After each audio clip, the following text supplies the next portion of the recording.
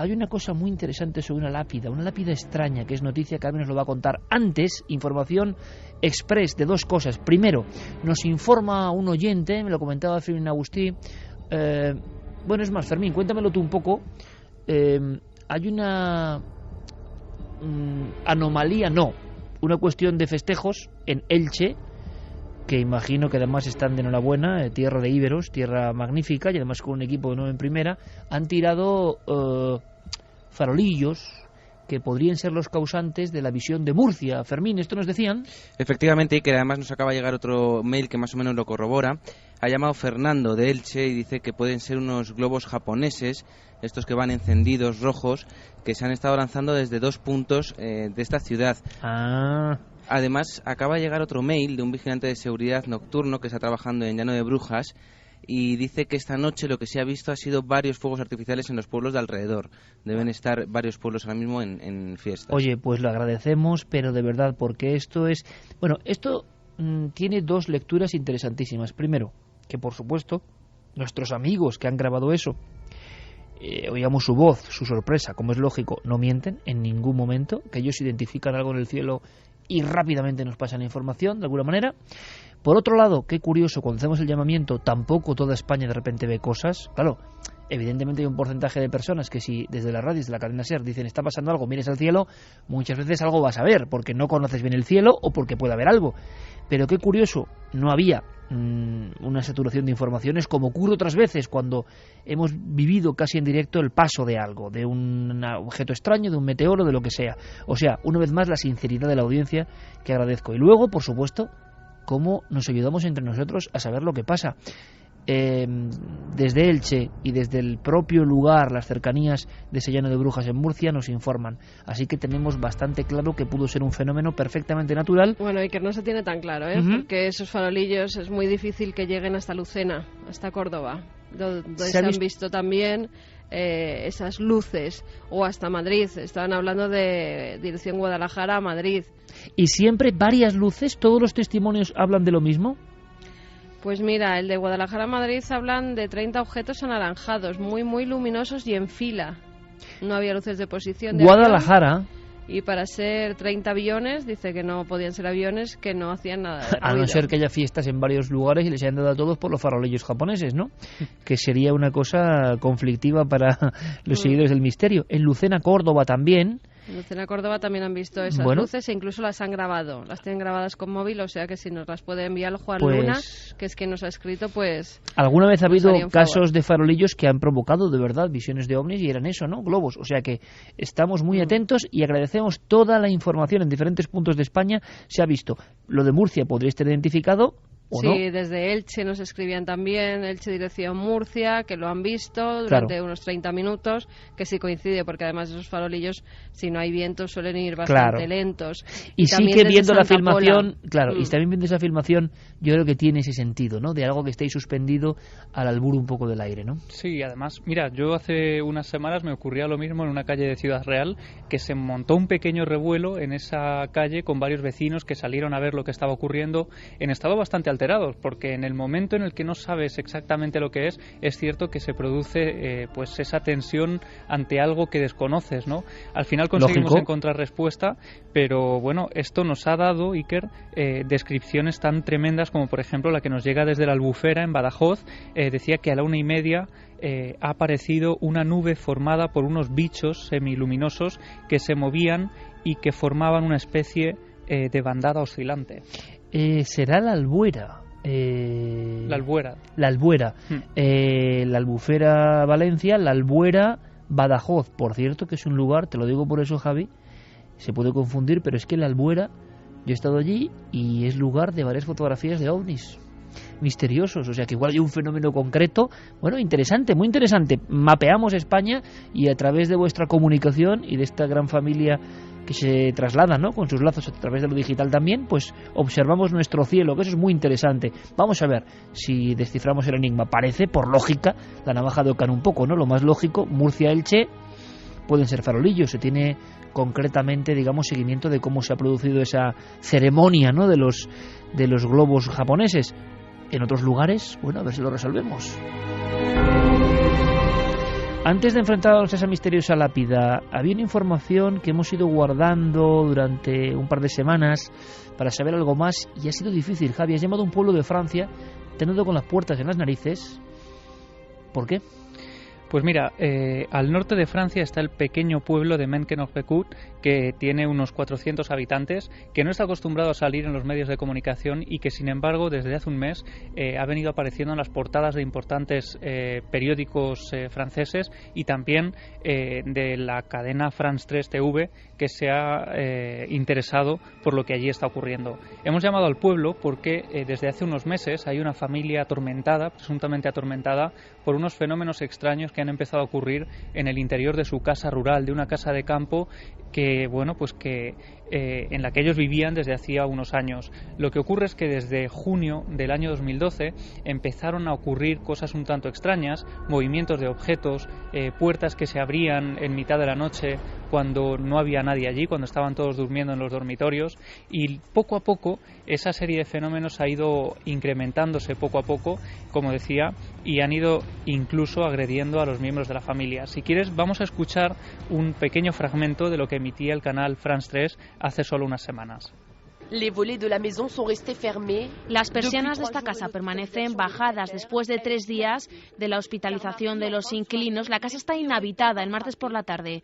Los 3 residentes fueron golpeados por unas sillas que volaron sobre ellos, hiriendo a uno de ellos en la cabeza. Todos estaban en estado de shock y fueron atendidos por los bomberos. A pesar del nuevo episodio, en el pueblo les resulta difícil creerlo.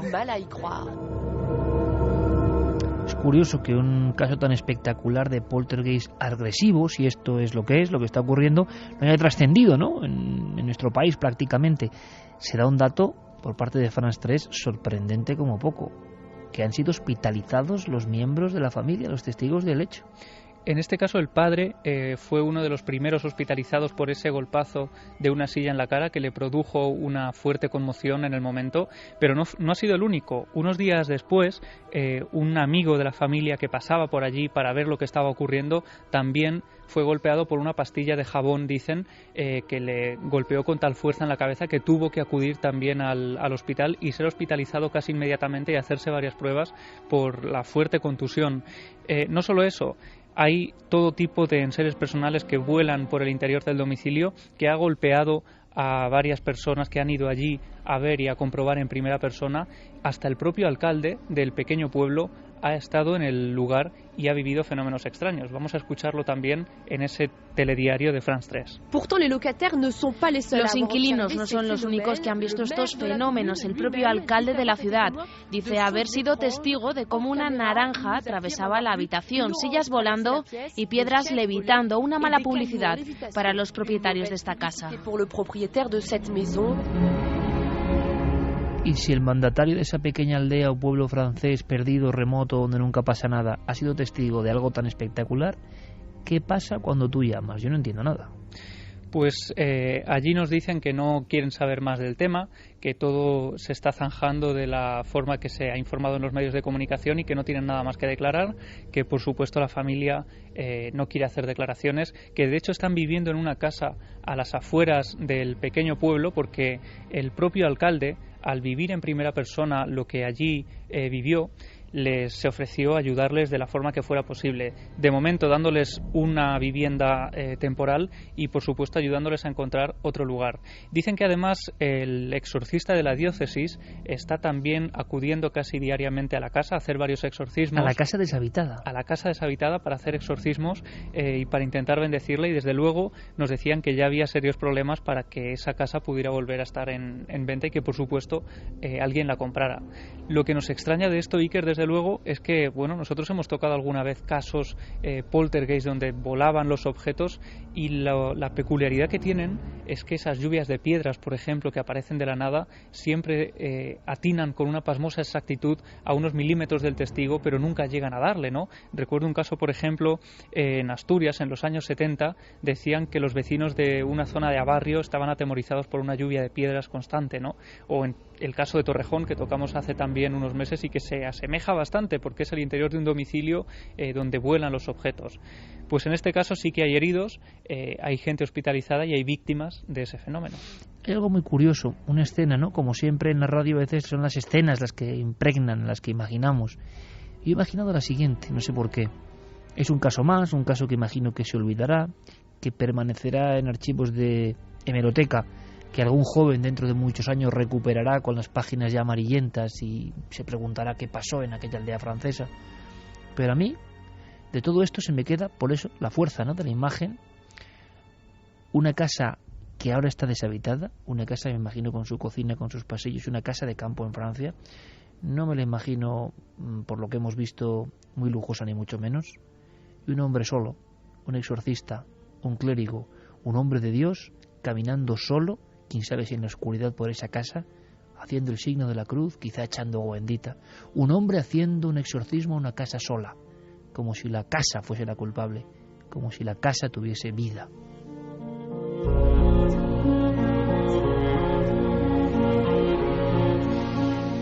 En fin, son escenas, ¿no?, que se quedan ahí, con esa fuerza de los símbolos. Símbolo en una lápida. Carmen, de alguna forma, nos ha sorprendido porque no conocíamos la historia de este objeto. Cuéntanos. Pues mira, es un objeto, es una piedra rectangular que está escrita, tiene 87 líneas escritas, pero es insólita porque está escrita con tinta y la tinta se ha conservado. Estamos hablando de hace más de 2000 años. Ahora se expone por primera vez, la llaman la piedra del arcángel Gabriel. Y hay mucha polémica sobre ella, sobre todo por lo que pone en su texto. ¿Es auténtica o no? ¿O hay polémica también sobre eso? No, se cree que es auténtica, lo que pasa que es polémica por lo que pone en esas líneas. Ajá. Porque creen que anuncia la muerte de Jesús. Que anuncia la muerte de Jesús. Exactamente, anuncia la muerte de Jesús. En esa roca, en esa piedra, hay una parte que está rota, justo en el texto que causa la polémica. Dice, la traducción lo han traducido varios expertos y entre otras cosas dice: ¿quién eres? Yo soy Gabriel. Dice que son palabras escritas en hebreo sobre esa tabla. Es en la época, según han datado los expertos, del segundo templo de Jerusalén. Lo que estaríamos hablando, pues como te decía antes, de hace más de 2000 años. Se encontró hace más o menos 10 años por unos beduinos en la zona del Mar Muerto. Y después de los rollos del Mar Muerto dicen que es el descubrimiento arqueológico y que tiene que ver con Jesús más importante de la historia. Y si es verdad lo que recogen esas líneas, yo diría que casi más que los rollos del Mar Muerto, bueno, porque las traducciones son tremendas. Cuéntanos. Decían que es muy borroso la línea precisamente donde está esa lápida, esa piedra rota, porque para algunos estudiosos allí se cuenta cómo fue la muerte y la resurrección del Mesías, que todos apuntan a que fue Jesús de Nazaret, que hablan de él, aunque en ningún momento sale reflejado su nombre. En esas 87 líneas se narra la aparición del arcángel Gabriel a una figura humana a la que le advierte de la destrucción de Jerusalén y dice concretamente, la traducción es: pronto todas las naciones lucharán contra Jerusalén. 87 líneas para la polémica, la piedra del arcángel, y justo en la zona de la que antes hablábamos como víctima de una deflagración nuclear, ¿no? Según el mito, el delirio, la leyenda de los Anunnaki. Pues sí, además la piedra habla de un plazo de 3 días. Dice que contiene, los expertos dicen que es como una profecía, que contiene, han dicho exactamente, una referencia al futuro. Lo decía el profesor y jefe de estudios bíblicos de la Universidad Hebrea de Jerusalén, Israel Cohen, que es quien ha hecho esa traducción tan polémica, porque justamente él ha traducido que en esa línea pone: en 3 días vivirás, con lo cual dice que eso hace referencia a la resurrección de Jesucristo. Otros dicen que no se puede leer lo que hay en esa línea 80 precisamente, y que se ha aventurado este profesor a interpretar él mismo esas palabras que en realidad no se puede saber si fueron escritas o no. pues digno de ser investigado, ¿eh? Y analizado con el doctor Piñero, el que mandamos nuestro amigo Antonio un abrazo muy grande, el estrés, ¿no?, que a todos nos afecta y que le hizo pasar un sustillo ya felizmente pasado en una conferencia en Sevilla, y quién mejor para indagar en esta lápida que igual podíamos hasta reconstruir de alguna manera, ¿no?, porque a mí me parece algo apasionante. La lápida del Arcángel, 2000 años, la piedra con una profecía sobre el acontecimiento, quizá uno de los acontecimientos más simbólicos de la historia del hombre.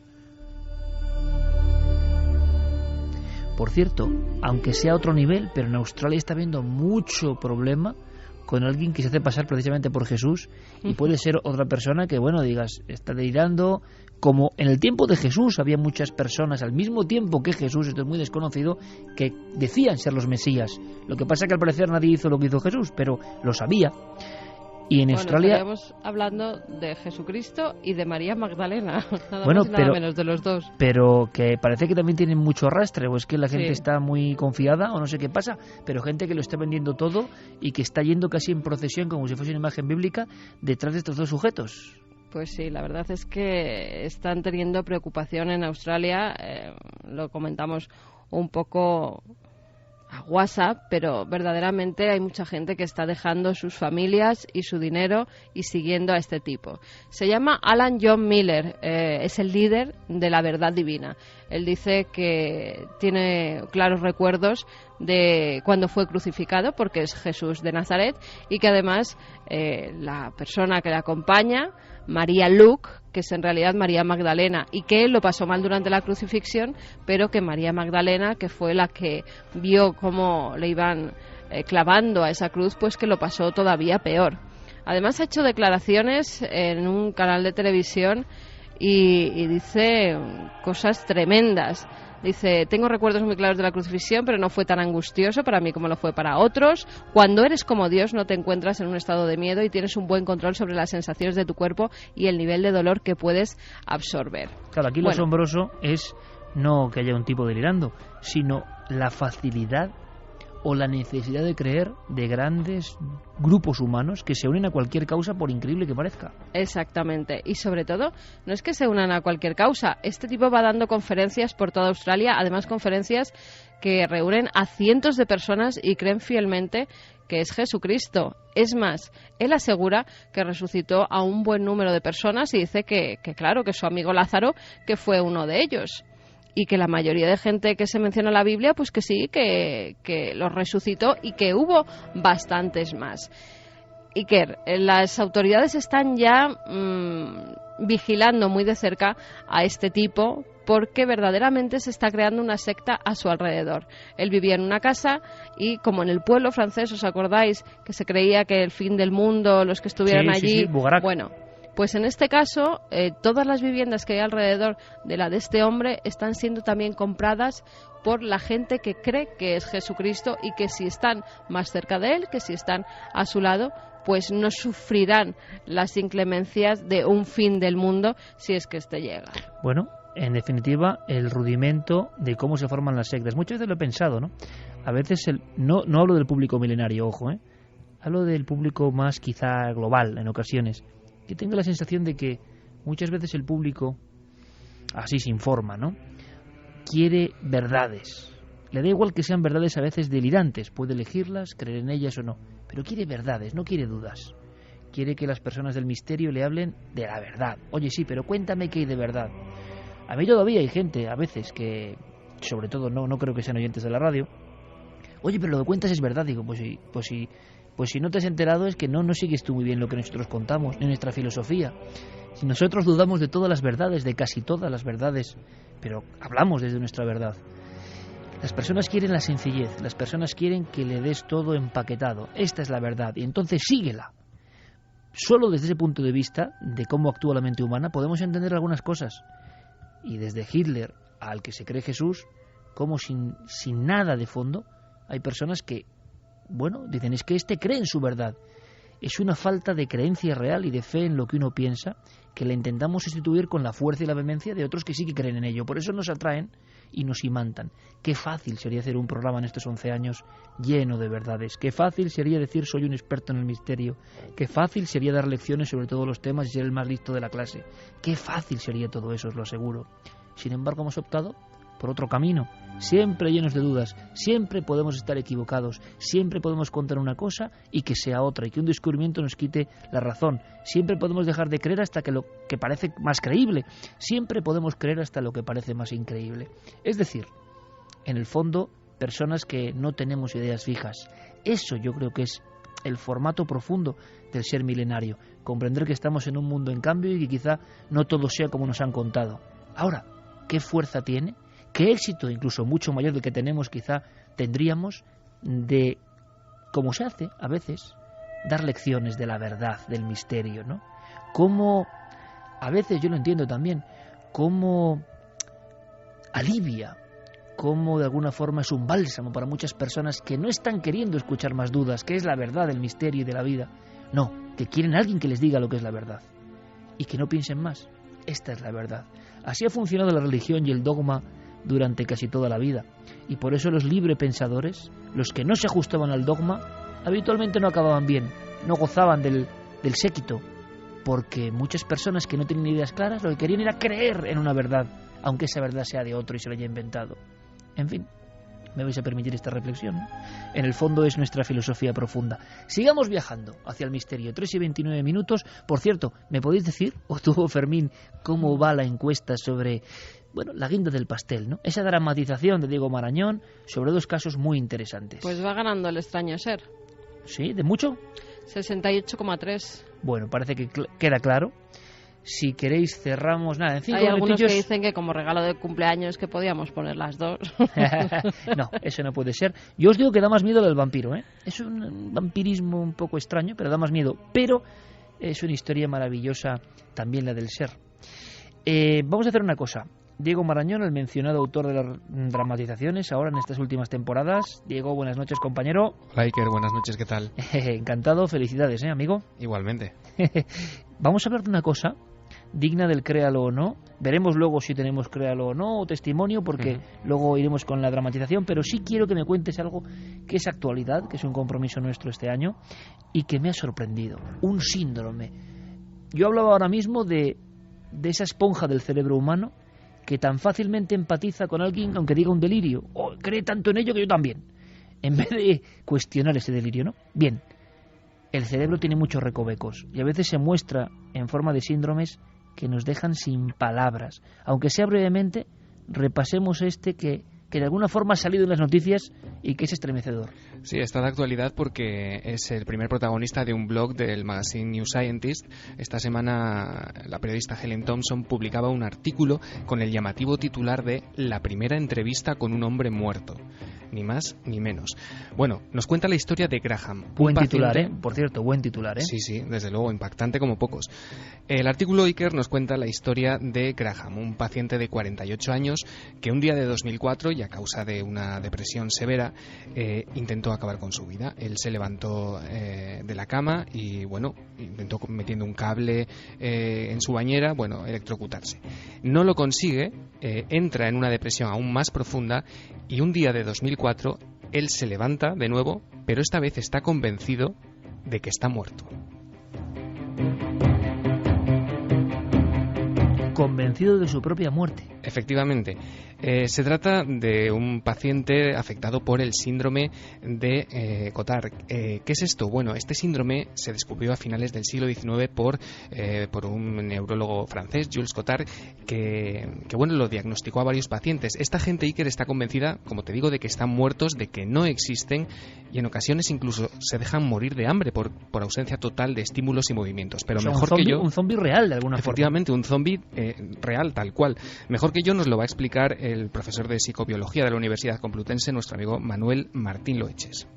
Es una de esas enfermedades que son muy raras, pero porque son infrecuentes, pero que nos dicen mucho sobre cómo es nuestro cerebro, que consiste básicamente en que la persona que lo padece está desconectada de su cuerpo. Esta es la base principal, es decir, no siente su cuerpo como suyo. está lo que llaman desrealizada. Él tiene su mente, su espíritu por un lado, es lo que ese aspecto mental está bien, pero su cuerpo no lo reconoce como suyo. Entonces, a partir de ahí surgen una serie de creencias, como que el cuerpo está muerto. Es muy característico que sientan que el cuerpo se está pudriendo, ya que pues no lo domina, no lo controla. Es como una carne para ellos, una carne sin ninguna vida. Entonces sienten su putrefacción, especialmente de los órganos internos. Sienten muchas veces incluso el olor. Tienen este tipo de alucinaciones o de sensaciones confusas.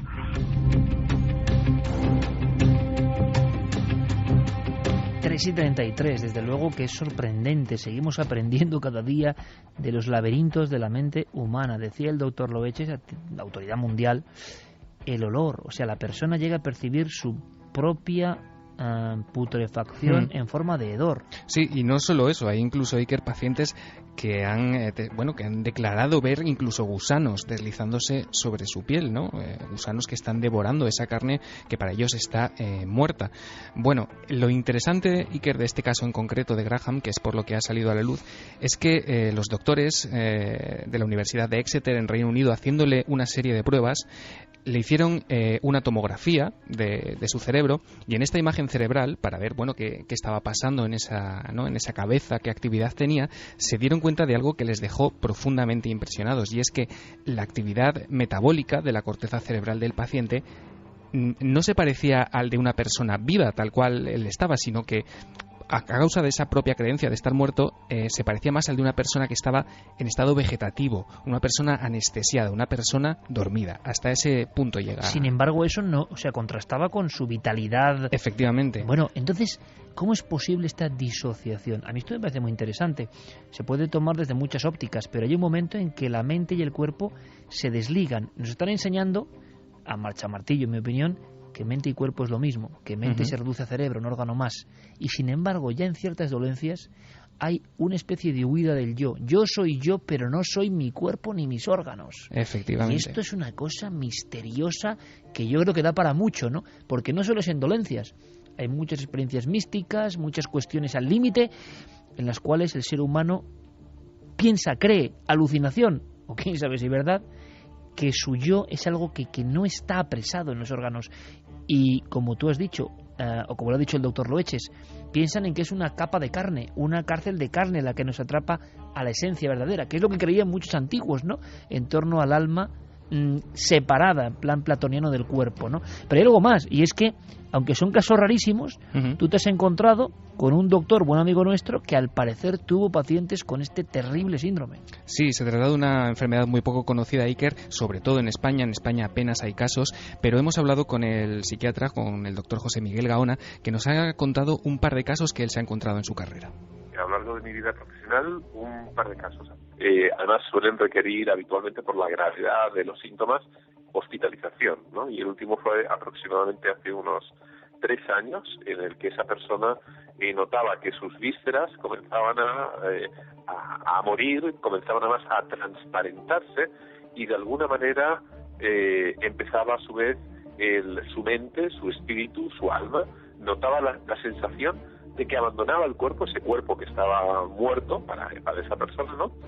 Y en ese instante, evidentemente, pues comenzaba toda una serie de síntomas, de memorias, imaginemos, de pensamientos terribles, ¿no? Porque al no estar integrado dentro de esa corporalidad, que habría que ver también en cuestiones a este respecto, todo lo relacionado con el hemisferio derecho, porque también en el hemisferio derecho, cuando tenemos, por ejemplo, un infarto cerebral, ocurre este tipo de cuestiones. Me parece como que la sensación, nuestro esquema corporal de alguna manera se desintegra. Ya nuestra mente sale literalmente del cuerpo, lo abandona, y parece como que el cuerpo es algo totalmente ajeno a nosotros. Pues ha ido una clave el doctor Gaona, y es que hay determinadas circunstancias en la vida y en la enfermedad y en otras cuestiones más o menos extáticas, de éxtasis, en las cuales cuerpo y mente se dividen, toman caminos diversos, y eso ya provoca una sensación que nos acerca al profundo misterio de qué es lo que somos, ¿no? En fin, el síndrome de Cotard lo anotamos porque es otra de las rarezas que nos trae la actualidad. Oye, Diego, si tú pudieses votar sinceramente, aunque ya no vamos a dar más tiempo casi a través de ikerjiménez.com a los oyentes, tú entre las dos dramatizaciones que son la guinda del pastel de esta noche, ¿cuál votarías? Yo es que he hecho una campaña muy poco disimulada en Twitter, francamente. ¿Por el vampiro? Yo hubiera votado por el vampiro, sí. Sí, porque era una historia muy terrible, ¿no? De esas encuadernadas en extraña piel, ¿no? Como digo yo siempre. Sí, pero sí. el extraño también tiene su miga, ¿eh? Sí, porque, hombre, si quieres contamos algo. Primero que es un caso real. Uh-huh.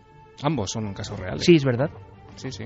El caso del extraño ser ocurrió en Cataluña, ahora lo contaremos, sí, en una época pródiga en extraños acontecimientos que tienen que ver con eso, seres. No podemos decir mucho más, ¿no? Sino y mucho seres. menos contaminada, yo creo, que la actual. Bueno, pues a las 3:38, ¿lo habéis elegido vosotros? Creo que sí, ¿no? Carmen Fermín, que la estadística está clarísima, ¿no? Mira, además, 66,6%. Ah, qué bien. 66,6. Sí, 666. Con un extraño ser. Es una historia que nunca se resolvió. Yo recibí, y esto no lo sabe Diego, igual si lo he contado no lo sé, años y años y años después, curiosamente aquí estando con Roberto Sánchez, información que podía, no sé si aclarar, ¿no?, pero comentar algún dato sobre esta visión terrible que marcó profundamente a una pareja.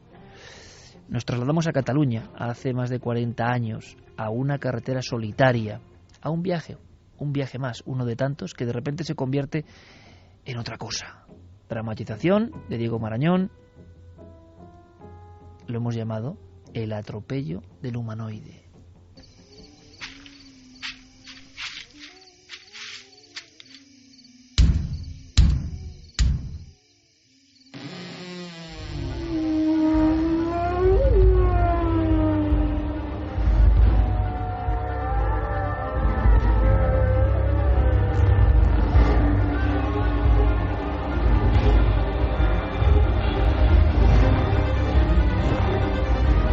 Milenio 3 presenta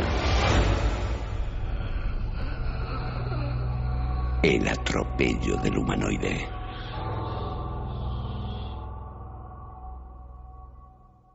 La SER, por su cadena de emisoras, presenta Caja o Dinero, el mundo de... Últimos días de septiembre de 1967. Carretera comarcal 1413, comarca del Vallés Oriental. Fíjate, Mari, empieza a esconderse el sol. ¿Qué hora debe ser ya? Pues hace un momento, mientras echabas gasolina, han sonado las señales de las 9:30 en la radio. Mira ese cartel. Sant Feliu de Cudinas, 3 kilómetros, Barcelona 47. Ya no queda nada. Aunque el viaje se me está haciendo eterno. Impresiones tuyas. Cosas de estas maltrechas carreteras. Mauricio Vicental, ciudadano español a pesar de su apellido, y su prometida María Rosa Font se miraron fijamente durante un par de segundos. Las palabras resultaban innecesarias. Ambos acusaban el cansancio provocado por el ajetreado día que estaba terminando. Es raro. Acabo de tener una extraña sensación. ¿Estás mareado? No. Me refiero a un déjà vu. La mujer abrió los ojos de par en par. ¿Qué? Tú y tu dichoso alemán. No es alemán, mujer. Es francés. Un déjà vu. Así llaman a una jugarreta del cerebro. Significa ya visto. Como si lo que me está pasando ahora ya lo hubiera vivido antes. Precisamente estuve leyendo sobre ello el otro día en un libro de un psíquico francés. Moirac, creo que se llama. La joven lo escuchaba con una media sonrisa, consciente del interés de su prometido por los temas heterodoxos. Mauricio, tienes 25 años y hablas como si tuvieras 50.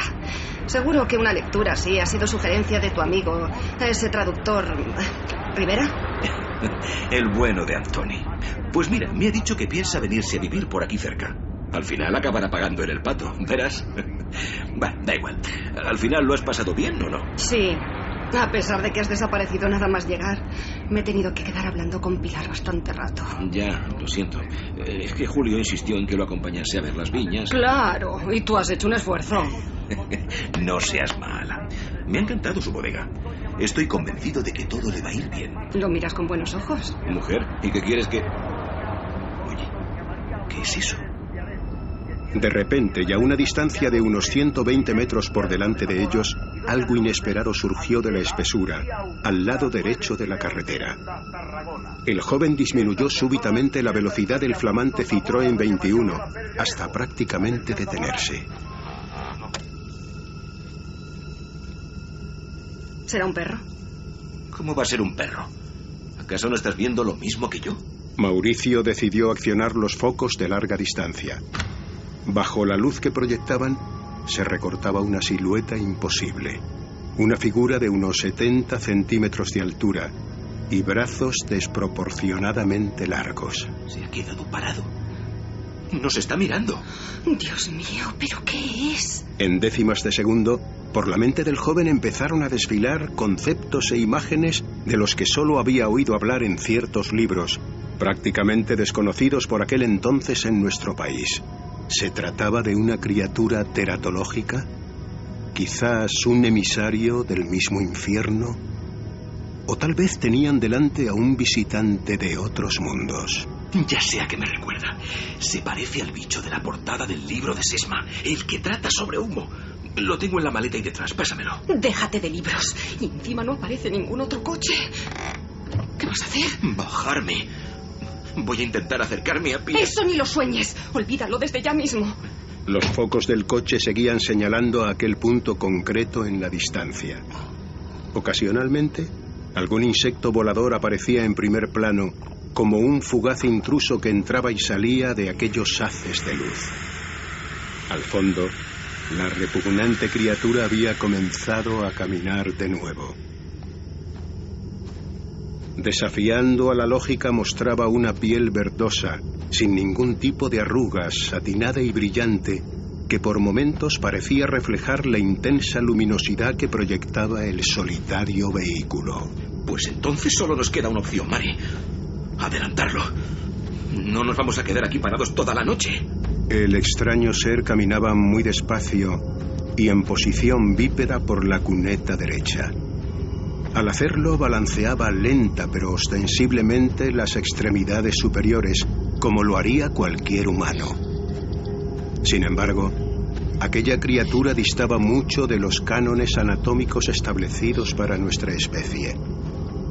Por unos instantes, los jóvenes creyeron apreciar que la oscuridad se había tornado, de repente, mucho más cruda. Esto no me gusta. Da la vuelta. No temas. No va a pasar nada, ya verás. Tendré mucho cuidado. Espera, déjame subir la ventanilla. No quiero ni verlo, es asqueroso.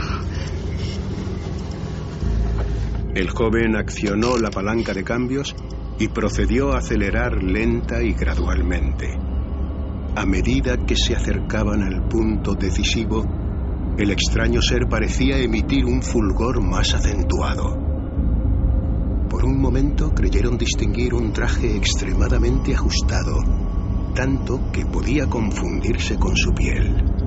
¿Pero qué demonios será esto? Fíjate en su cabeza. Tiene forma de huevo y no tiene cuello. Es increíble, Mari. Lo voy a pasar por la izquierda. Lo tienes en tu lado. Quítate las manos de la cara y mírame. No quiero. Acelera de una vez. Vámonos ya. Maldita sea. Está bien. María Rosa apartó las manos de su rostro justo en el momento en que unas cuantas gotas de sangre salpicaron el espejo retrovisor que tenía a escasos centímetros. ¿Qué ha sido eso? Dime que ha sido un bache. ¿Cuántos baches has visto desde que salimos? Te dije que mirases por tu lado. ¡Lo has atropellado! ¡Dios mío! ¿Y qué querías? Solo tengo 2 ojos. Maldita sea mi estampa. La pareja optó por mantener un silencio sepulcral durante los kilómetros que restaban hasta Barcelona. Aunque ninguno se atrevía a confesarlo, ambos temían que aquel terrible ser siguiese con vida, aferrado a los bajos del vehículo. Una vez en su destino, Mauricio apretó con fuerza la mano de su prometida y la miró a los ojos. El miedo estaba anclado en ellos. Después, abrió la puerta muy lentamente y descendió del coche.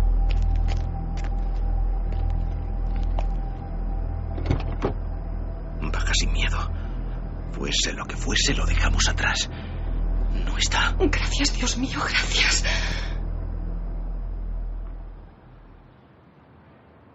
A los pocos días, Mauricio Wiesenthal acudió a relatar su experiencia al investigador Antonio Rivera.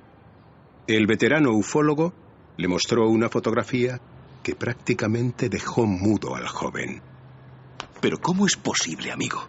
Eso es exactamente lo que vimos. Acaban de enviarme la imagen. Ocurrió en julio. Lo vieron un grupo de niños en el este de Francia. ¡Que me aspen! ¿Y qué podrá ser? Ya sabes cuál es siempre mi primera opción, aunque esta vez no haya habido luces ni objetos cercanos. Pero entonces...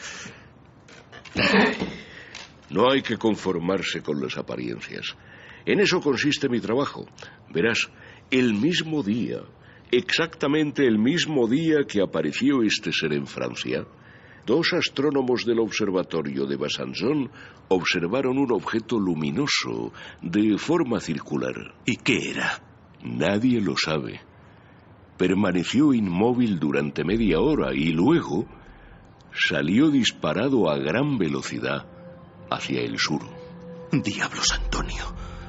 Así que... ¿de veras los ovnis nos vigilan? Nunca antes habías estado tan cerca de lo desconocido. Milenio 3. Cadena Ser.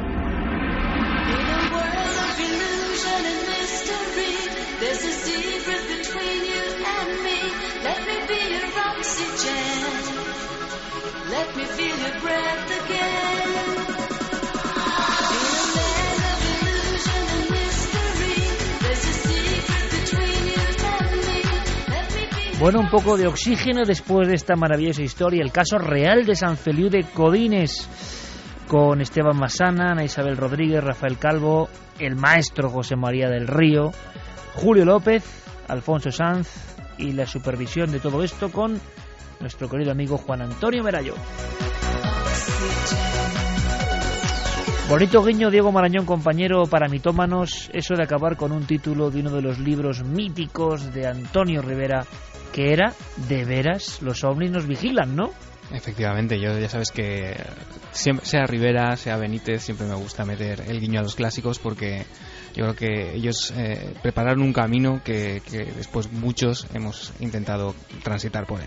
Te felicito porque estábamos viendo casi a los Wiesenthal yendo en ese coche. Yo estuve haciendo fotos en esa carretera y voy a contar algo que yo no sé si te he contado, pero hubo alguien que llamó diciendo que él había provocado aquel accidente. No tuvimos más datos y por tanto tuvimos que dejarlo ahí. Roberto Sánchez y yo seguimos esa pista de alguien enfundado en un traje, bueno, motivando un susto de muerte un poco absurdo, ¿no? Porque el percance podía haber sido mortal, pero claro, tampoco se pudo comprobar. Lo que sí sabemos es que esa familia quedó marcada por el incidente, se encontraron con ese ser. Es una zona, lo hablábamos ahora mientras escuchábamos la historia con Javi Pérez Campos, donde han ocurrido otras apariciones. Y luego Antonio Rivera, que esto no sé si es muy conocido, que hace muchos años me concedió una entrevista.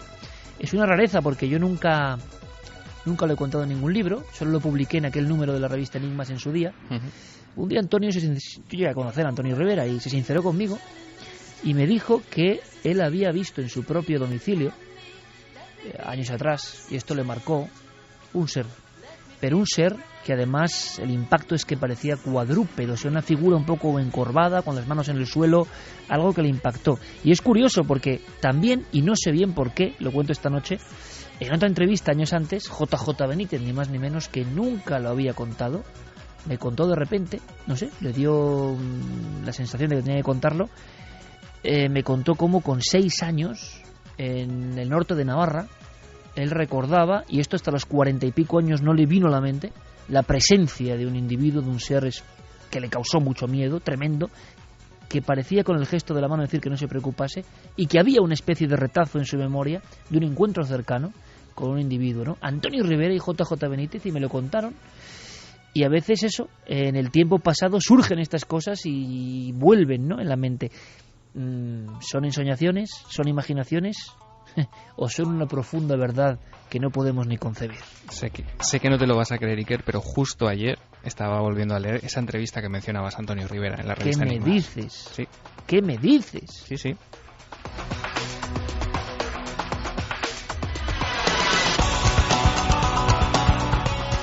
aseguro que esto no estaba planificado, como casi nada lo está, ¿no?, en estos programas, pero es que es una rareza, porque es una entrevista que además, bueno, causó su recelo, porque Antonio estaba lucidísimo y me lo contó así. Yo, como periodista, sentí que tenía que reflejar eso, que era un maestro de la ufología que contaba su propia experiencia que nunca había contado y que, bueno, le marcó, ¿no? ¿Quién sabe? A lo mejor todos los que estamos metidos en esto no somos conscientes, pero rebobinamos en el tiempo y quién sabe si en la niñez hemos tenido algún episodio, ¿no?, difícil de explicar. Vamos con mensajes, Carmen. Pues vamos con alguno de esos mensajes. Mucha gente creía que se había cambiado de emisora o con la música tan disco que habéis puesto. Pues es un clásico. ¿Será que no son oyentes longevos? Porque DJ Vértigo y la versión de Oxígeno es un clásico que nos acompañó sobre todo durante el 2003, 2004. Le he pedido a Noel que lo saque. Sí, claro, para despertar un poco, ¿no? Porque después de la dramatización, pues uno nunca sabe. Y en fin, agradecemos mucho tantos mensajes de algunos que llevan 11 años con nosotros, parece mentira. Pues sí, bueno, la dramatización que le ha encantado a la gente. Qué bien. A algunos le ha dado mucho miedo, a otros menos. Nos pedían que pusiéramos también la del vampiro, pero no puede ser. Habrá que seguir. No puede ser.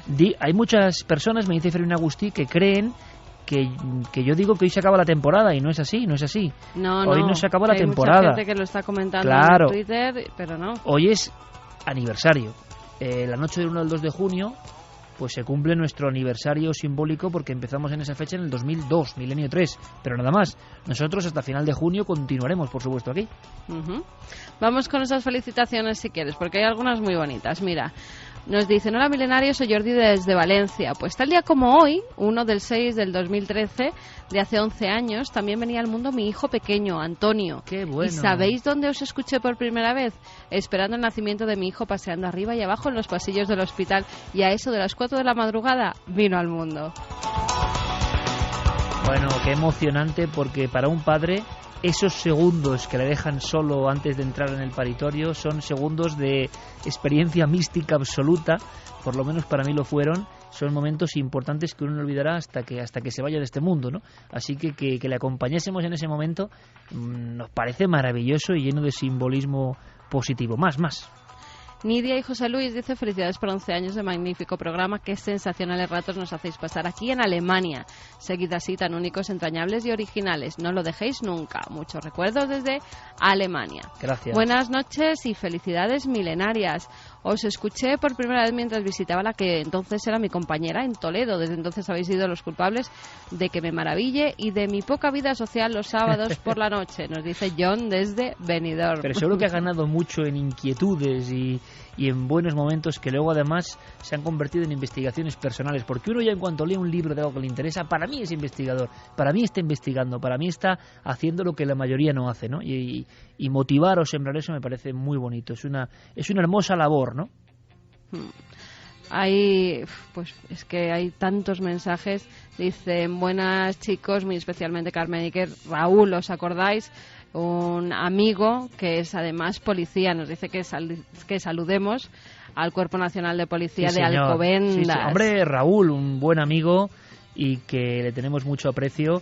Y bueno, qué decir, ¿no?, de los cuerpos de seguridad del Estado, que tenemos legión de seguidores y que siempre nos lo demuestran, ¿no? Y nos llena de orgullo, sinceramente. Que están patrullando ahora mismo y nos siguen escuchando, o sea que, nada, todas las fuerzas de seguridad, mucho ánimo en esas patrullas y que nos tengan sintonizados siempre, que hacemos buena compañía. Siempre con la cadena SER. Pai Costas dice: felices 11 años. Justo con 11 añitos empecé a oír vuestras andanzas en las ondas. Que la tiene 22. 11 años después, aquí Madre estoy mía. Terminando periodismo. Qué bueno.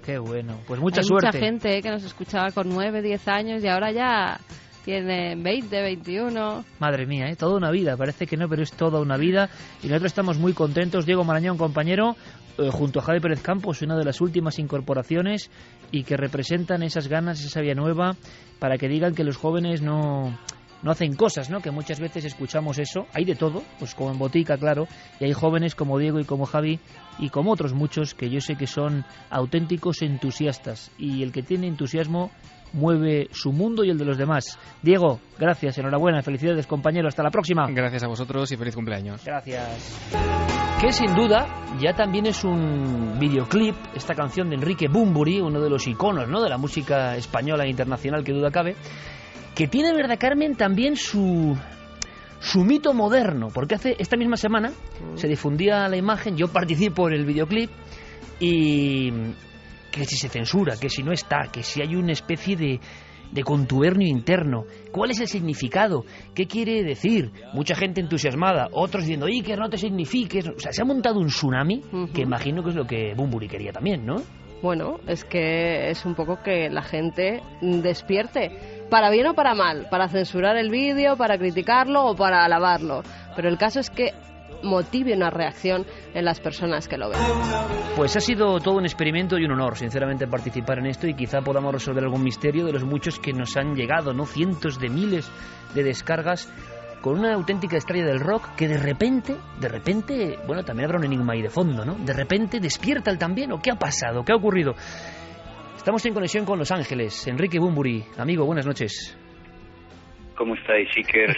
Carmen, un placer estar en vuestro programa, de verdad. Un placer tenerte aquí. Gracias, Enrique. Oye, ¿despierta de qué, amigo?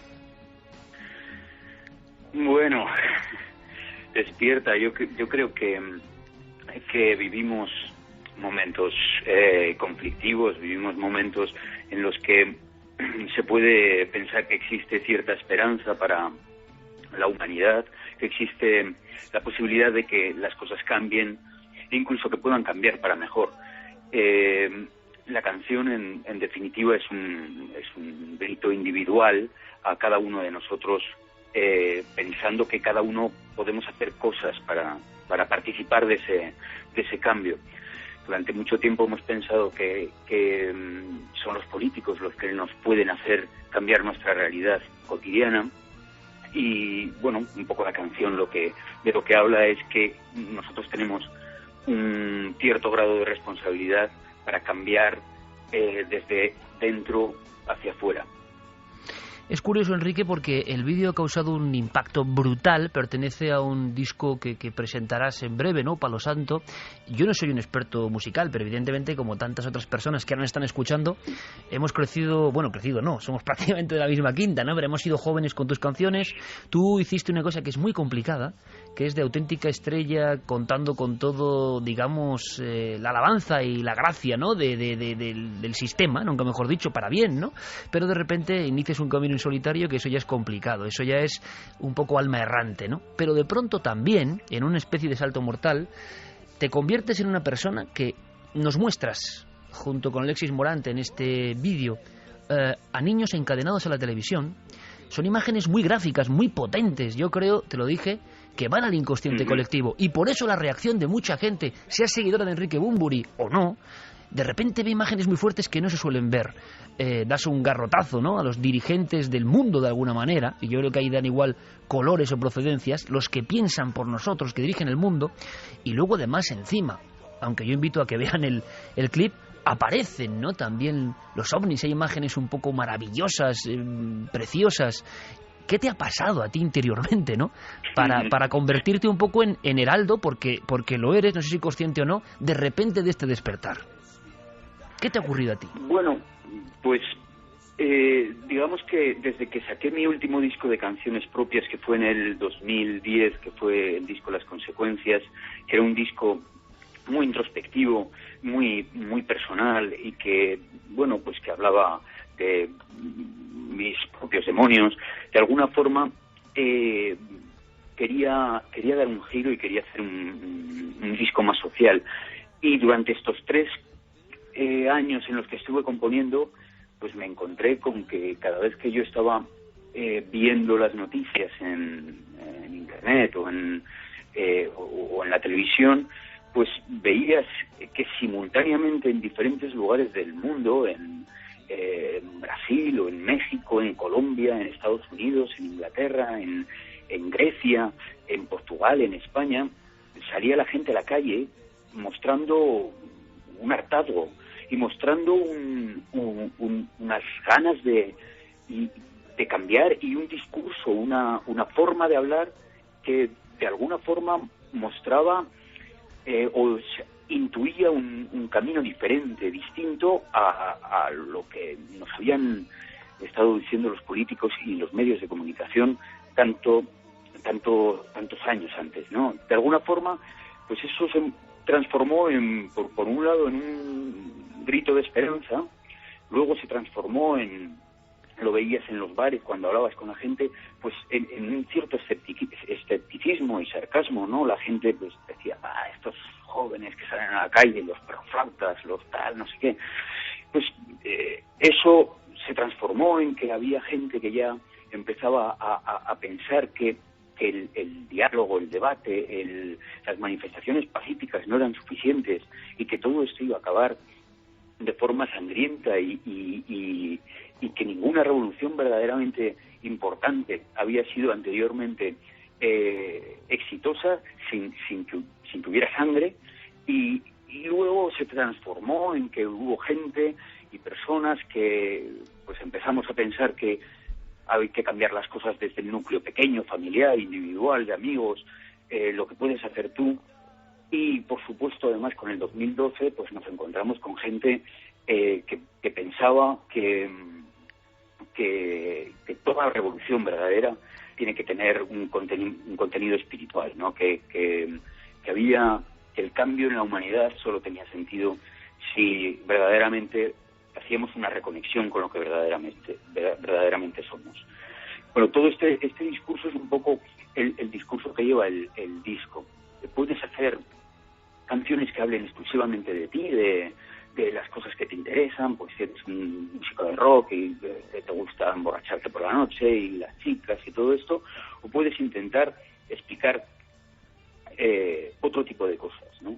Yo creo que cualquier medio artístico es totalmente válido para comunicar cosas, que la música no solo es expresión, sino que es comunicación, y que la música con contenido ahora mismo es doblemente válida, ¿no? Enrique, ha habido aquí en España un impacto tremendo por muchas cosas, ¿no? Y esperemos que la gente lo siga, pero si ves la ola de afecto que yo he recibido de la gente, que yo no sabía, ¿no? Que teníamos, decían, Enrique Bunbury e Iker en un videoclip, ¿esto qué es? ¿Qué mezcla? Y yo te pregunto a ti para sacarme de mi propio misterio, ¿no? Bueno, aparecen los gobernantes del mundo con extrañas...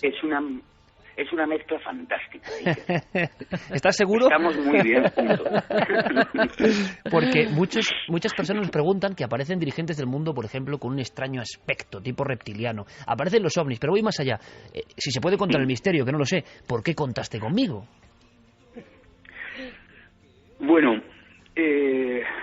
cuando yo hablaba con Alexis de el contenido de lo que queríamos contar en esta canción, en este vídeo, pensamos que tenía que salir alguien, digamos, añadiendo un texto extra al texto que va diciendo la canción, que es, bueno, en principio era un texto más largo, al final lo concretamos, bueno, tú sabes porque tú participaste un poco en la concreción del texto que lees ahí a mitad, pero sí que sabíamos que tenía que ser un comunicador, queríamos que fuera un comunicador español y pensábamos que a día de hoy los medios de comunicación en general, la gente que sale en los telediarios, la gente que pertenece a los medios de comunicación masivos, carecen también de credibilidad.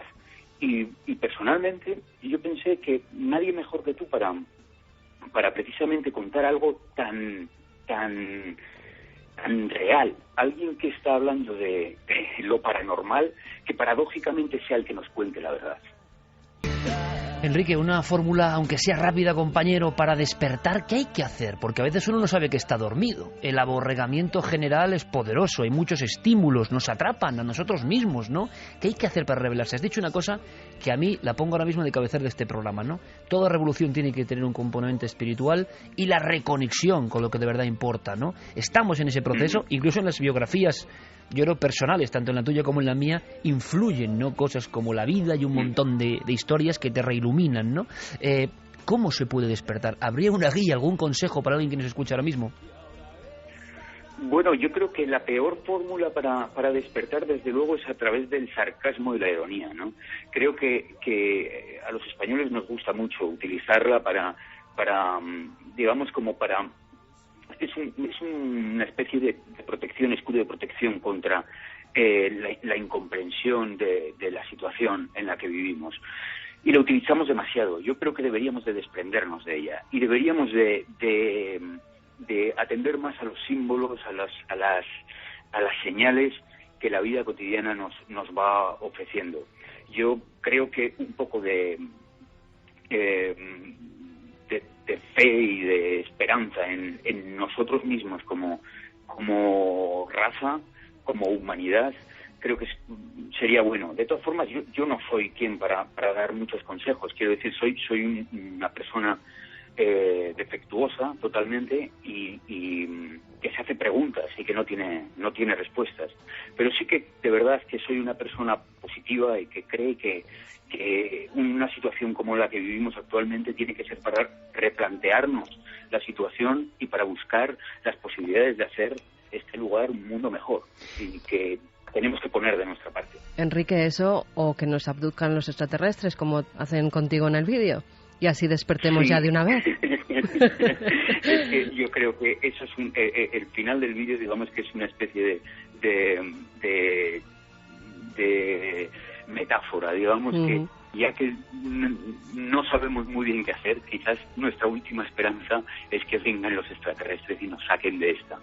Pero yo creo que tenemos soluciones antes de eso. Hoy hablábamos, Enrique Bunbury, amigo, de que los extraterrestres quizás seamos nosotros mismos, ¿no? Se hablaba en la primera parte del programa con científicos de esos hallazgos impresionantes, al parecer, ahí están, sobre que la vida vino de fuera, a través de cometas. En fin, tenemos una posibilidad de despertar. Es cierto, uno ve los catálogos musicales, uno ve lo que es el éxito, uno ve lo que es lo establecido, y hay muy poca gente que lanza este mensaje. Yo creo que ya no es casual, y haber participado en ese mensaje, para mí, amigo, es un auténtico honor, y yo creo que ese mensaje tiene que llegar muy fuerte, y que a veces la música, que va a un interior mucho más profundo que la letra escrita, incluso que la palabra, la música que va a la emoción, al alma, puede hacer la convulsión, puede hacer el milagro, entre comillas.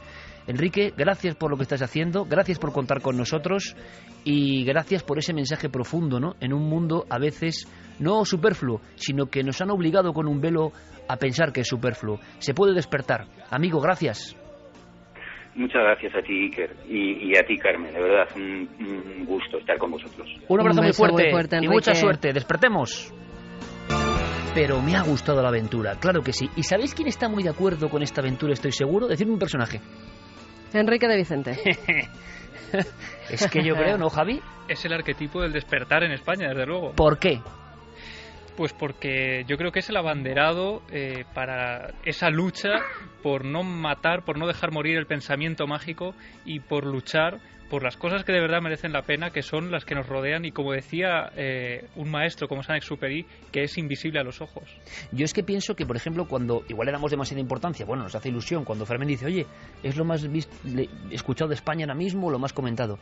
No es por el programa en sí, llevamos ya mucho tiempo, es porque consideramos que es bonito y hermoso que el mensaje tenga una acogida, porque si no, ¿para qué habla un artista o lo que sea? ¿Para quién? ¿Para él mismo? No, su mensaje tiene que difundirse, y cuando el programa de radio es seguido, el programa de televisión, sentimos que compartimos con vosotros esa información, ¿no? Y que puede ser buena, puede ser mejor. Lo sentimos todos los días en la calle.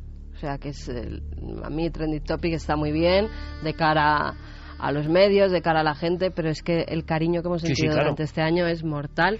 En la calle, toda la gente que nos dice, oye, seguid haciendo lo que hacéis, simplemente ese mensaje. Pero escucha una cosa, Carmen, que es importante. No hace falta ser Trending Topic. No, pero lo que para mí significa eso internamente es que, tal y como está el patio, y lo sabemos, tal y como está de cosas buenas y malas redes sociales, tal y como están los temas, voy a decir, desequilibrantes, tal y como está... Exacto. De lo que tratamos en el programa, no del programa. No por nosotros. A ver si me entendéis. Sí. Si a mí me da igual que otro programa que tratase este tema fuese Trending Topic, me encantaría.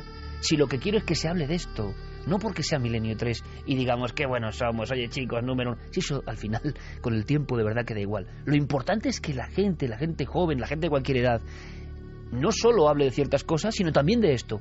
Quiere decir que la misión está abriendo abanico, ¿no? Y que, como ya sabíamos, vosotros sois muy sabios, ¿no? Y eso es importante, y que no sois pocos.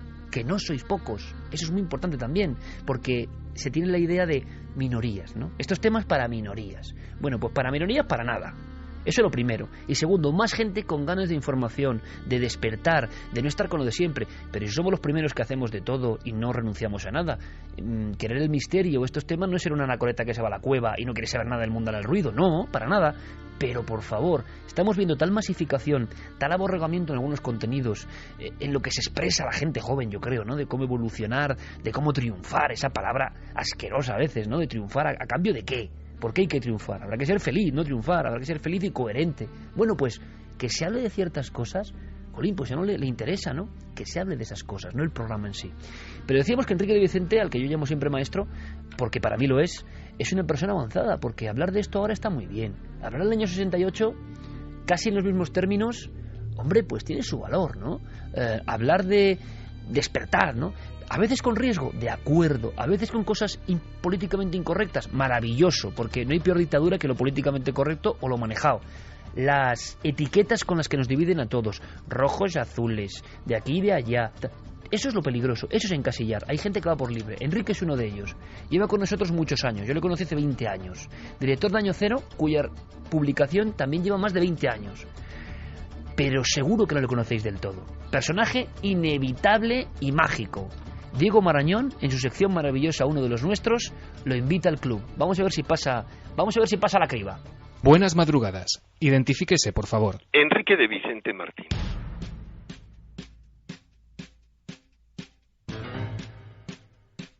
Maestro, bienvenido, buenas noches. Me voy a enrollar un poco, me temo. Es director de la revista Año Cero. Y tiene ganas de hablar de muchas cosas. Hagan la revolución, monten lío, vayan contra este sistema injusto en el que vivimos. Lo que hacen es meternos miedo, miedo, miedo y más miedo. Tenemos que despertar. ¿Eligió usted al misterio o el misterio le eligió a usted? Hombre, el misterio siempre le elige a uno, pero uno tiene que corresponder a ese amor. ¿En qué ocasión lo ha sentido más cerca? Muchas. ¿Cuál es su enigma predilecto? Diría que los ovnis es el que me ha fascinado desde la infancia. Pero en este momento el mayor enigma es qué nos está pasando en el mundo, que estamos tan dormidos y no nos enteramos ni nos queremos enterar de nada. ¿Y ese lugar mágico al que siempre querría volver? Indudablemente el templo de Luxor y su entorno en Egipto. ¿Hemos sido visitados por extraterrestres en el pasado? Sin ninguna duda. ¿Somos producto del azar y la evolución o hay algo más? Somos producto de un orden, o mejor, de una inteligencia suprema, porque me gusta más lo femenino, cuyos efectos complejísimos podemos observar. ¿Qué hay más allá de la muerte? Diversos niveles de conciencia muy distintos.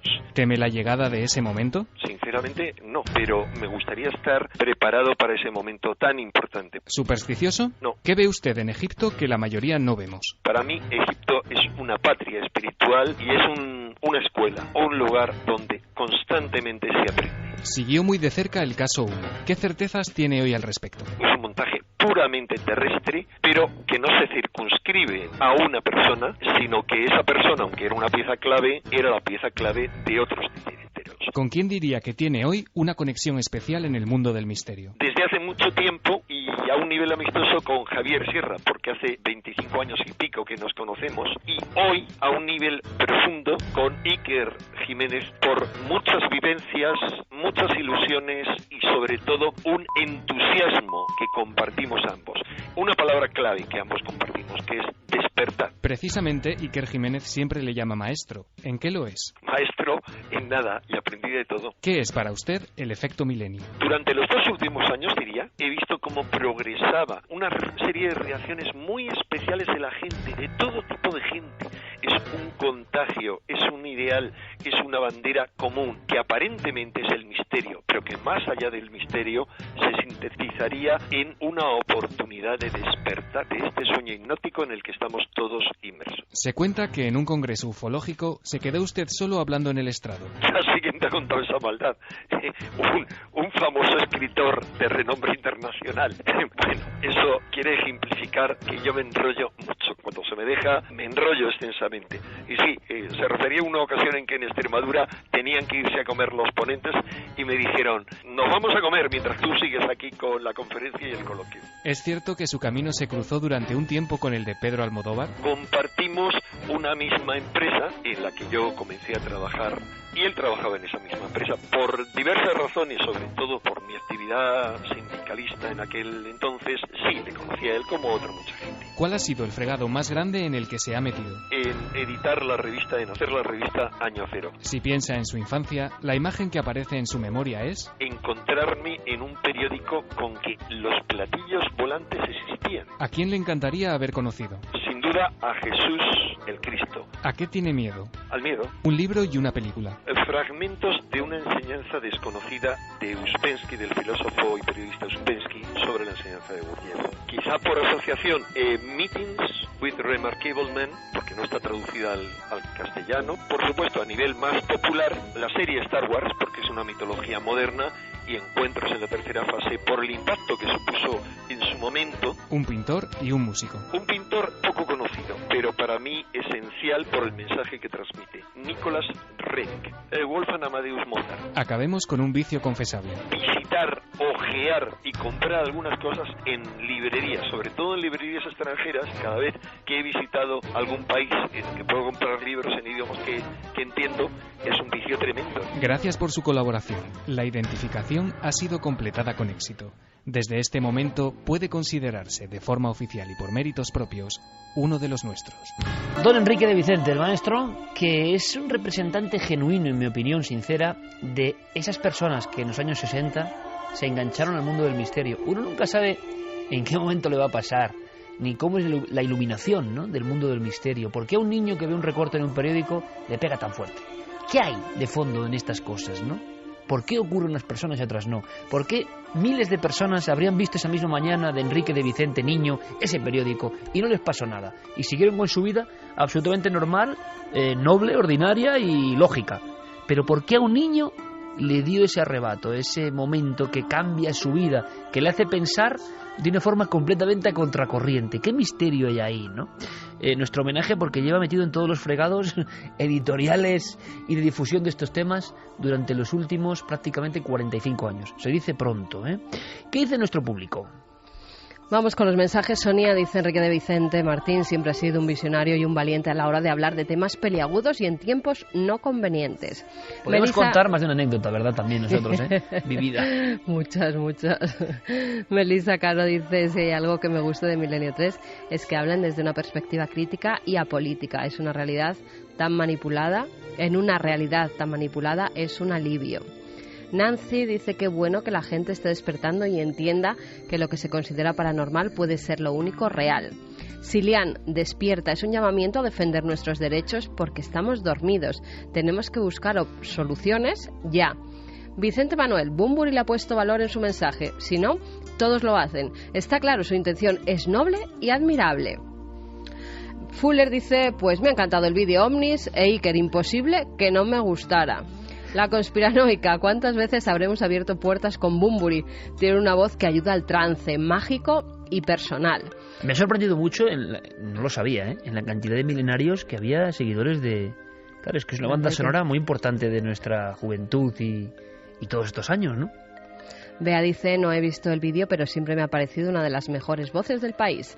Johnny Trump, Bunbury nos escribe canciones anticrisis desde Los Ángeles. Gracias, Enrique. Beatriz, hombre, Bunbury, Milenio 3. ¿Cuántos ídolos míos juntos hoy en la radio? Me encanta la letra de Despierta. Dice que desde Los Ángeles, porque suena como muy, ¿no? Ahí también sus pequeñas críticas, ¿no? Como tiene que ser también. Y muchas personas entienden el mensaje, otros no tanto. Y además aquí la crítica sí es que es lo positivo y el debate es lo positivo. Pero en fin, no es muy habitual. ¿Cuántos han tenido que ir, no? De España, porque... clavo que sobresale, mazazo. Sí. Pues nada, han migrado a otros países que los tratan mejor. Claro, yo creo que sí. Pero de verdad que ha sido un hallazgo, ¿eh? Siempre hay personas, también es lo bonito de la investigación, ¿no? No solo la investigación de casos, la investigación de personas tendría que ser una cosa casi obligatoria, ¿no? Porque te encuentras con individuos que igual no te lo parecen y resulta que tienen una fuerza tremenda y que la gente anda despertando, y cada uno con sus matices, claro, ¿cómo no? Pero que hay una sensación de algo reverbera en nosotros que nos dice que tenemos, entre comillas, claro, y una parte del mundo, un gran bienestar. La fuerza de los medios, es una responsabilidad estar en los medios, porque se puede estar en los medios de comunicación al servicio de qué, difundiendo qué, metiendo en las mentes qué, y con mucho éxito, claro. Pero ¿de qué eres tú partícipe? Hombre, para muchos evidentemente Iker será partícipe de la fantasía en el mal sentido, de la paranoia, del oscurantismo, algo a erradicar. También tiene que verse así. Pero cada uno sabe en qué espacio juega y para qué emplea los medios. Por eso cualquier reacción vuestra para nosotros es maravillosa, ¿no? La sensación de que esto también fluye, estos temas fluyen. Y estos temas tienen componentes que van a lo misterioso, lo secreto, lo oculto, a los días de pánico también, ¿cómo no? Es como un poliedro con muchas caras. Hemos hablado de ciencia en el fondo en la primera parte y era apasionante. Hemos hablado de música, fijaos qué contraste, ¿no? En esta segunda parte. Hemos hablado con un maestro que en el fondo no ha hablado de grandes casos, sino de cómo es él. Bueno, pues ahora toca irnos a un instante concreto, otra parte de este mosaico amplio del misterio, donde pasaron cosas. Javi, has elegido una historia más antigua. Una historia, bueno, la idea sobre todo es que sea desconocida, que no sea de las habituales, que ya hemos contado pues a lo largo de 13 temporadas, que ahí es nada. Y fíjate, esta me llamó mucho la atención porque estaba escondida entre todos los documentos, los archivos de nuestra hemeroteca. No nos habíamos fijado excesivamente en ella y, sin embargo, guarda uno de los últimos también víctimas del misterio. ¿Víctimas del misterio? ¿Así de claro? ¿Y días de pánico? Efectivamente, ahí vamos a un convento, ¿no? Las dos vertientes del misterio. Un convento, unas hermanas que a finales del siglo XIX lo pasan francamente mal. Los ruidos del convento. Lugar, calle Sagasta, Madrid. Fecha, septiembre de 1895. Tipo de fenómeno, sonidos inexplicables.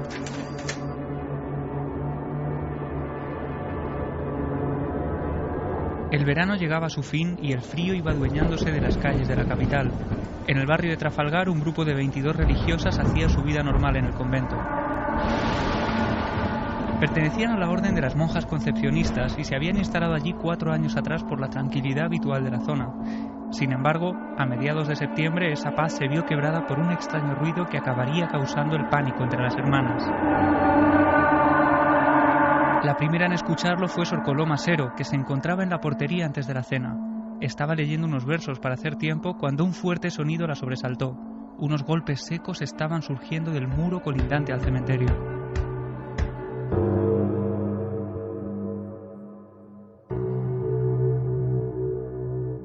Inmediatamente la religiosa cruzó el portón de madera que comunicaba con el recinto sagrado para intentar averiguar las causas de aquel estruendo que hacía vibrar los muros. Una vez allí, rodeada de viejas lápidas, descubrió que estaba completamente sola. Al día siguiente el fenómeno volvería a repetirse aún con mayor fuerza y en los momentos más inesperados, causando auténticas taquicardias en las mujeres de aquella comunidad. Pero la más afectada era Coloma Sero, primera testigo de lo insólito. Al cabo de una semana era incapaz de moverse de la cama. Allí se consumía, cada vez más delgada a la luz del candil. Su salud se vio tan afectada que pronto recibió la visita de un sacerdote para darle la extrema unción. Solo unas horas después, Sor Coloma, mujer vital donde las hubiera, alcanzaba el descanso eterno. Pero no fue la única víctima del misterio. Otras 6 hermanas y el portero estaban gravemente enfermos por el miedo que iba extendiéndose por todos los rincones del convento como una epidemia mortal. Fue entonces cuando las autoridades decidieron tomar cartas en el asunto. Miembros de la policía y de la Guardia Civil hacían guardias en la calle, mientras otros cegaban pozos y recorrían alcantarillas y subterráneos. Ingenieros enviados por el obispado analizaban cada plano del edificio, levantando suelo y tirando tabiques. El resultado fue infructuoso, aunque consiguieron convertirse en testigos de lo absurdo. El cabo Arribas, de la Guardia Civil, llegó a apuntar con su fusil a una esquina del comedor. Una esquina donde no había nadie. Y así se sucedieron las semanas, hasta que las investigaciones tuvieron que cesar por la escasez de resultados. No había ni rastro del origen del fenómeno, que por suerte acabó cesando repentinamente. Sin embargo, tuvieron que pasar largos meses hasta que las religiosas dejaron de sufrir pesadillas con los ruidos del convento. Ruidos constantes, pero hay algo que me llama la atención especialmente, y es que los sueños y las pesadillas de esa comunidad de religiosas, quizá tan impactadas por lo que empieza a pasar o está ocurriendo, se contagian de alguna manera de toda esa malignidad que está pasando. Hablamos de víctimas, o sea, de la salud perdida por la presencia de lo extraño. En Madrid, en el siglo pasado. Sí, Coloma Sero fallece por un derrame seroso que se le achaca pues al miedo que pasa en esos días, a la tensión, a los sustos tremendos, porque estos golpes comenzaban cuando menos lo esperaban, sobre todo pues en mitad de la noche cuando estaban durmiendo. Ellos piensan que podía ser alguien que estaba haciendo algún túnel subterráneo. Lo que no explicaban era por qué, las causas. Allí no había nada de valor, no había nada que pudieran robar, y esa teoría final se acaba descartando cuando se descubre que no solo que no hay nadie, sino que los golpes continúan aunque las autoridades están recorriendo esos subterráneos. Esto es como 100 años antes del famoso caso de la calle del Toboso, cuando una zona muy modesta en aquel momento en Madrid escucha esos golpes, se genera el miedo, llegan las autoridades y piensan primero que están haciendo un túnel. No hay túnel, siguen los ruidos. Las personas llegan a estar casi sin dormir pleno mes de enero del 77. Las fotografías de 16 son impresionantes, con toda la gente tiritando de frío porque no quieren subir a las casas, unos porque piensan que va a haber un derrumbe, otros porque creen que es un fantasma o un espíritu el que está golpeando, y la siguiente hipótesis, que es el metro, las obras del metro, que tampoco coincidían porque el domingo, cuando no había obreros ni podía haber ruidos, ocurrían. Bueno, hemos sido un clásico del Madrid mágico, misterioso, y la crónica, el cronista oficial de la villa, ¿no? Sí, Ángel del Río, desde luego, era la persona indicada para consultarle por esta historia, y nos ha sorprendido porque él, buceando entre sus archivos, ha encontrado un dato tremendo que tiene que ver con una fotografía que tengo aquí sobre la mesa. Si quieres, vamos a escuchar a Ángel y hablamos ahora un poco más. Hay un testimonio que he conseguido recuperar de mis archivos, de mis datos, que dicen que algunos achacaron aquellos ruidos al alma errante de una monja que había muerto 4 años antes de que se produjera esta situación, que era Sor Patrocinio, la monja de las llagas. Como era una monja en ese aspecto un poco conflictiva, y además la Iglesia no reconoció nunca aquello como un milagro, pasó a ser conocida popularmente no solamente como la monja de las llagas, sino como la monja errante.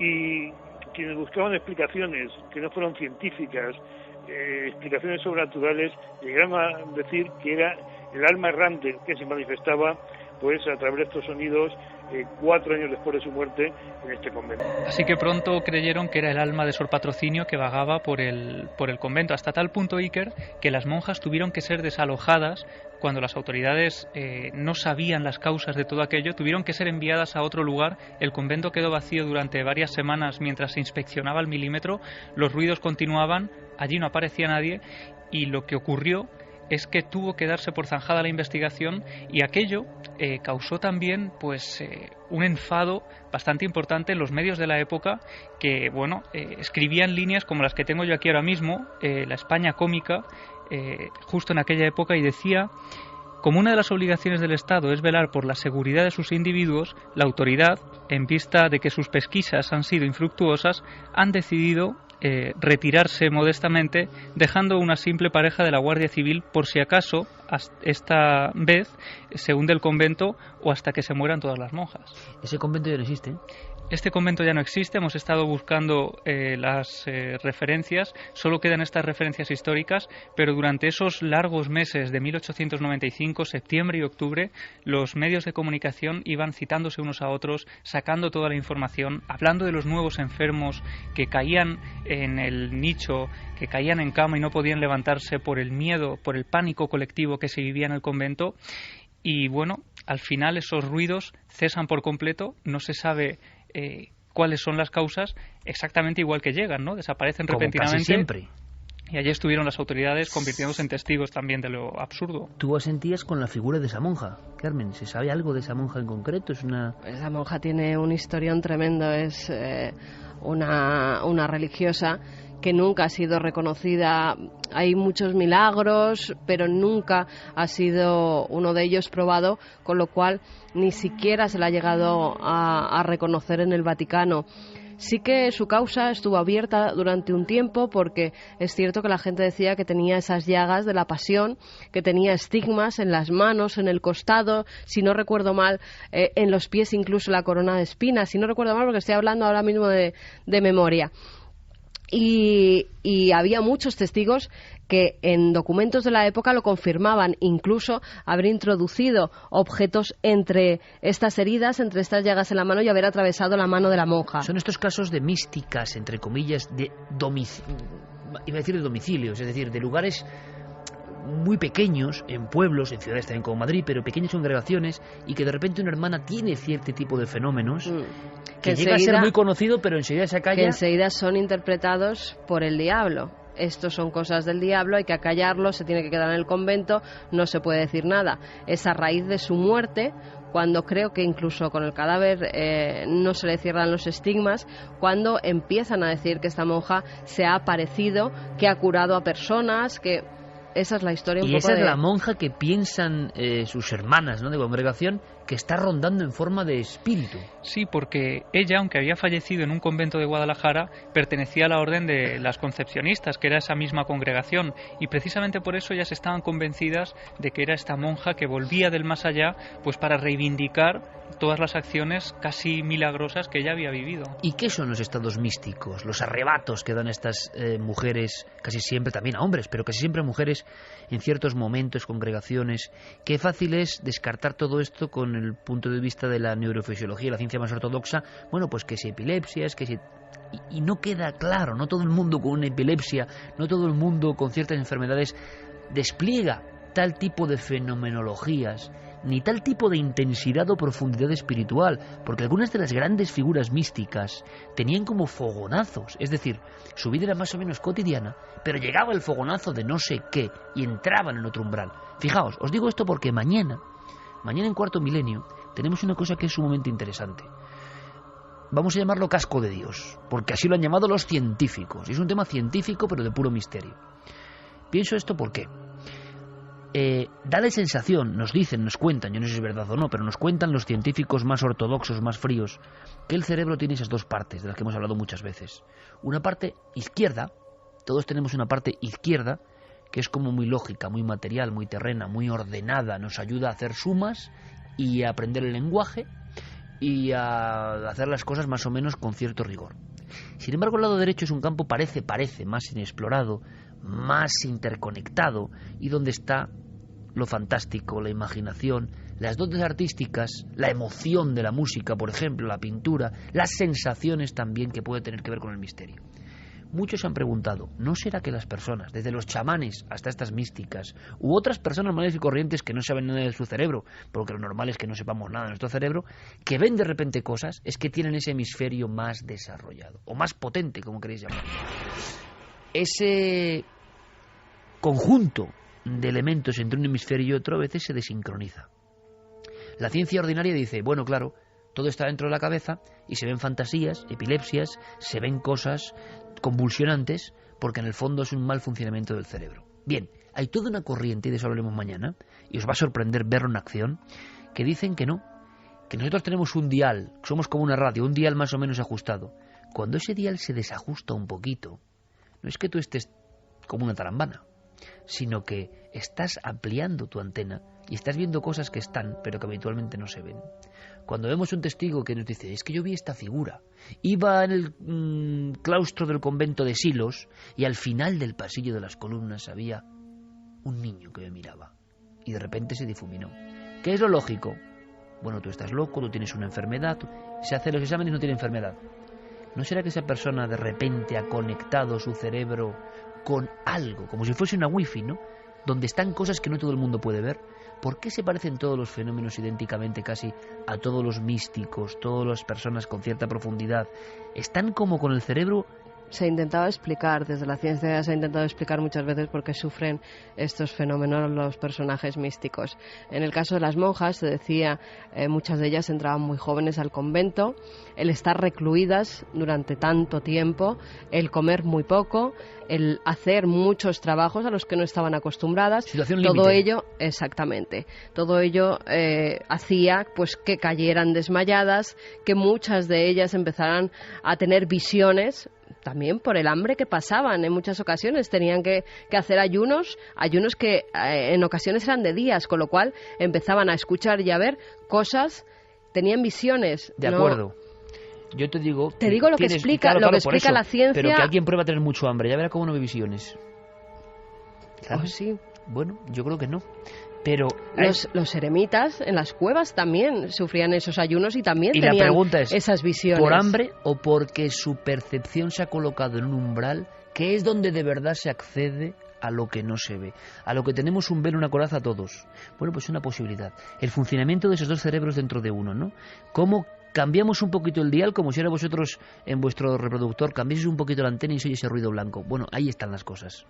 Y la gente accede a esas cosas desde hace mucho tiempo. Pero para eso hay que tener o ese hemisferio derecho más desarrollado, o que se produzca algo que nos lo cambie. Claro, lo que pasa que en los conventos, cuando todas las monjas, porque además había como epidemias de monjas que entraban en estados o de endemoniamiento o de pues, visiones místicas.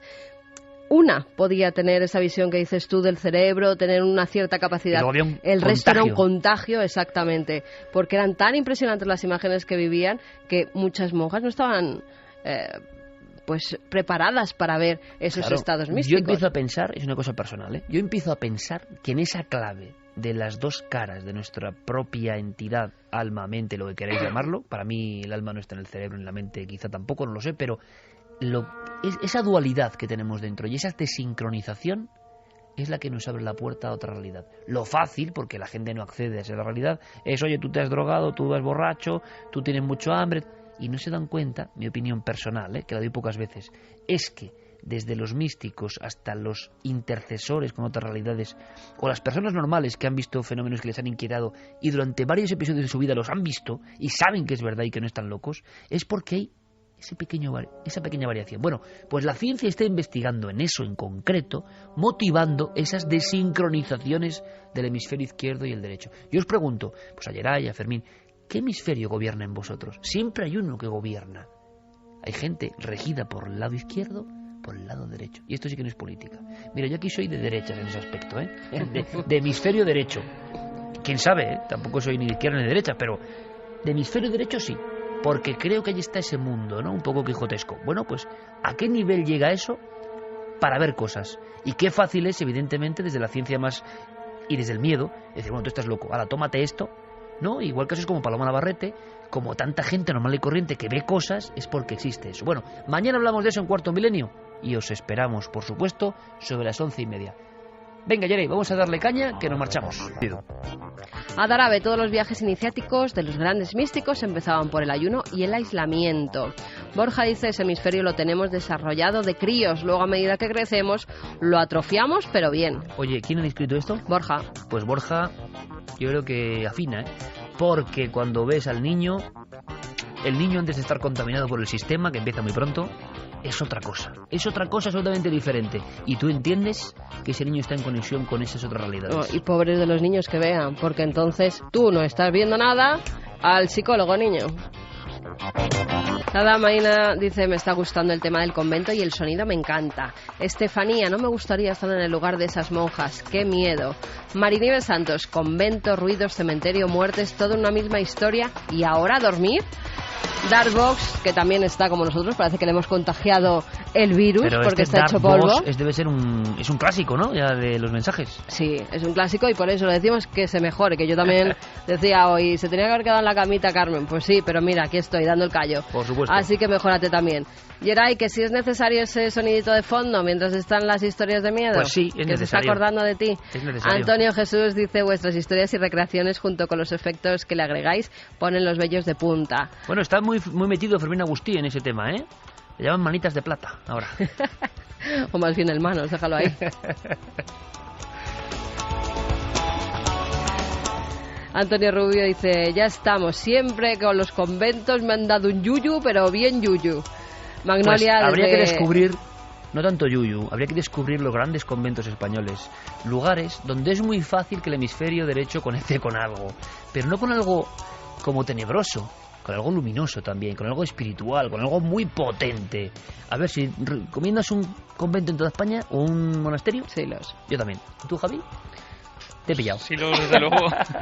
No, estuvimos allí hace muy poco, además con el amigo Enrique Chazarra y hombre, Silos, además con la historia oculta de Silos, que un día contaremos.